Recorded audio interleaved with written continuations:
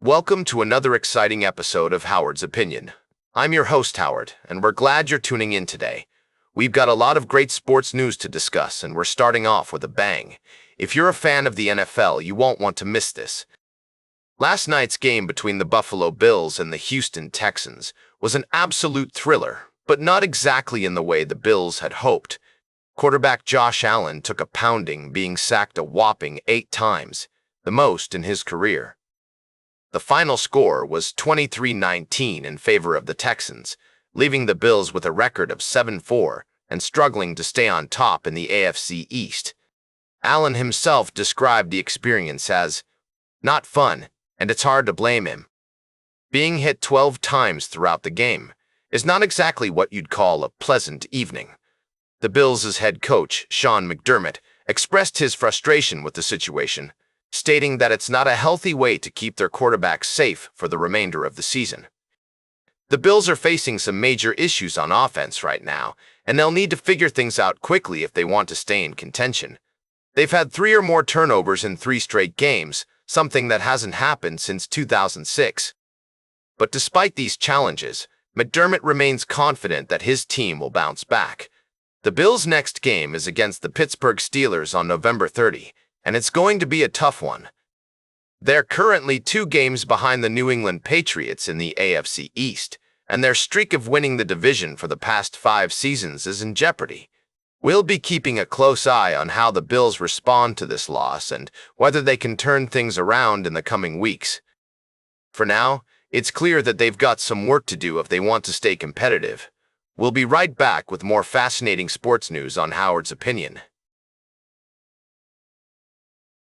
Welcome back to Howard's Opinion, folks. We're diving into the world of sports now, and I've got a fascinating story for you. The Los Angeles Lakers have just made some significant changes in their front office, and it's all about family, or rather, the end of an era for one family's involvement with the team. Joey Buss and Jesse Buss, sons of the late Lakers owner Jerry Buss, are no longer part of the team's front office after the recent ownership change. Now, this change came after billionaire Mark Walter finalized his purchase of a controlling stake in the Lakers, a deal valued at $10 billion.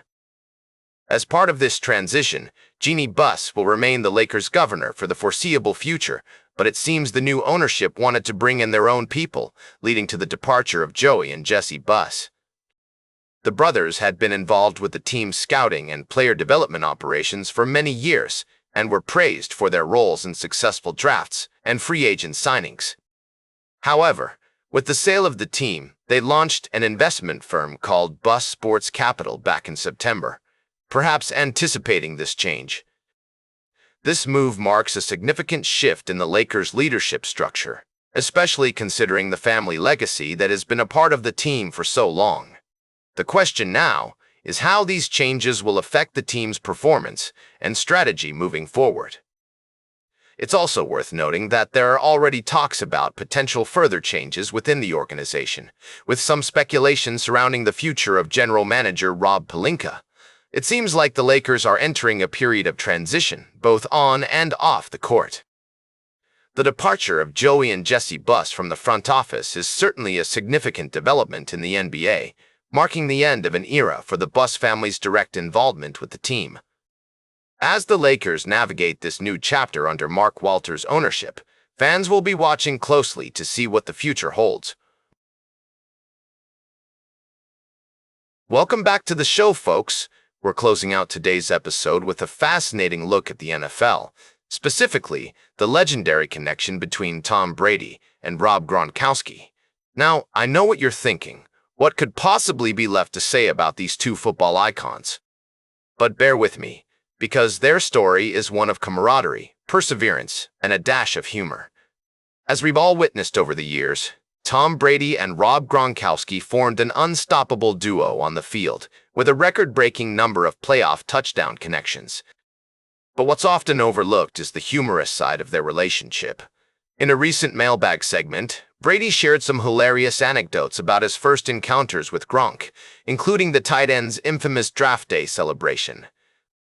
Apparently, Gronkowski's goofy personality was on full display from the very beginning, bringing a much-needed levity to the Patriots organization at the time. Brady fondly recalls Gronk's childlike enthusiasm and sense of fun, which helped to loosen up the team's atmosphere. And who can forget that draft moment when the Gronkowski family took over the green room? It's a memory that still has Brady chuckling to this day. But what I find particularly interesting is how their partnership extended far beyond their on-field accomplishments.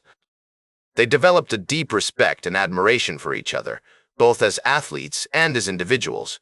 And now, as teammates at Fox Sports, they continue to have fun together, often poking fun at each other in the process. As we wrap up today's episode, I'm reminded that even in the high-stakes world of professional sports, there's room for humor, humility, and genuine friendship. So, let's take a page out of Tom Brady and Rob Gronkowski's playbook and appreciate the lighter side of life, both on and off the field. That's all for today's Howard's Opinion. Remember to like, share, and subscribe, and until next time, keep your head in the game.